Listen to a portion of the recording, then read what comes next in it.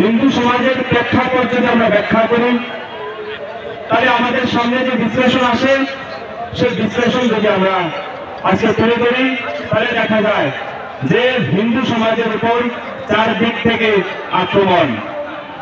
কি কি সে আক্রমণ আমরা যদি তা দেখি, একদিকে যেরকম ভাবে ইসলামিক শক্তি তথা ক্যাথলিক শক্তি, তার সঙ্গে কমিউনিস্ট এবং সেকুলারিজমের একটা শক্তি এই হিন্দুত্বের বিরুদ্ধে কাজ করছে।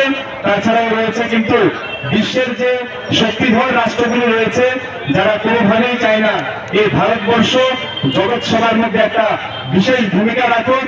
তাছাড়াও রয়েছে আমাদের দেশের ভিতরে যে অন্তর্বর্তী বিভিন্ন বিচ্ছিন্নতাবাদী শক্তি, তাদের আক্রমণ কিন্তু চতুর্দিক থেকে আমাদের হিন্দুত্বের উপর উঠে আসছে। তা যদি আজকে আমরা বিশ্লেষণ করি, আমরা আরো দেখতে পাই যে হিন্দুত্বকে কিভাবে রোখা যায়, হিন্দু সমাজকে কিভাবে আটকানো যায়।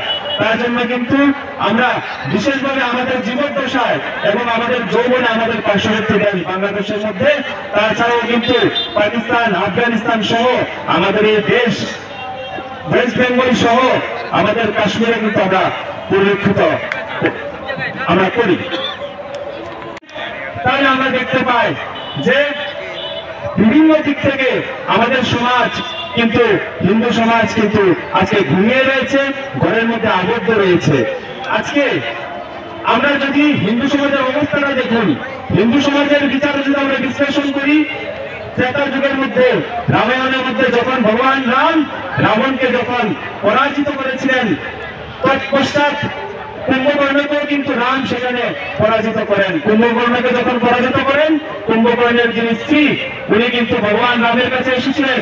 ভগবান রামের কাছে এসে জিজ্ঞেস করেছিলেন যে প্রভু, কুম্ভকর্ণ তো সবসময় ঘুমিয়ে থাকতো, তো 6 মাস ওনার ঘুম ব্রহ্মার আশীর্বাদে আমি নিয়ে গিয়েছিলাম, এখন গোটা 12 মাস কি আমাকে ঘুমাতে হবে? তখন প্রভু রামের বক্তব্য আপনাদের শোনা উচিত। প্রভু রাম মর্যাদা পুরুষোত্তম তখন কুম্ভকর্ণের স্ত্রীকে বলেছিলেন যে না, কলিযুগ আসবে, হিন্দু সমাজ তখন এই কুম্ভকর্ণের 6 মাসের ঘুম কিন্তু কাটাবে। তো সেই সন্দর্ভে আজকে হিন্দু সমাজ কিন্তু সেখানে ঘুমিয়ে রয়েছে। কখন আমার উপর আক্রমণ হবে, কখন আমার ঘরের মধ্যে প্রতিঘাত হবে, কখন আমরা জেগে উঠবো। তাই আমরা হিন্দু সমাজের উপর প্রবল অত্যাচার, অবিচার সহ বিভিন্ন ভাবে যে বিপদ নেমে আসছে, তারপরেও কিন্তু হিন্দু সমাজ জেগে উঠছে না। আজকে বজরং দল, যারা মনে করে বজরং দল শুধু মার কাট দাঙ্গা সহ, বজরং দল বিভিন্ন ভাবে বিচ্ছিন্নতাবাদী বিষয়ের সঙ্গে যুক্ত, বজরং দল লুটপাটের সঙ্গে যুক্ত, তাদের উদ্দেশ্যে বলবো আপনারা চোখ খুলে দেখে যান যে বজরং দল সমাজের মধ্যে সেবা, সুরক্ষা এবং সংস্কারের দায়িত্বে সদা সর্বদা অগ্রণী ভূমিকা পালন করে। সমাজের মধ্যে যেরকম ভাবে সেবার কাছে বন্যার মধ্যে এগিয়ে থাকে, যেরকম ভাবে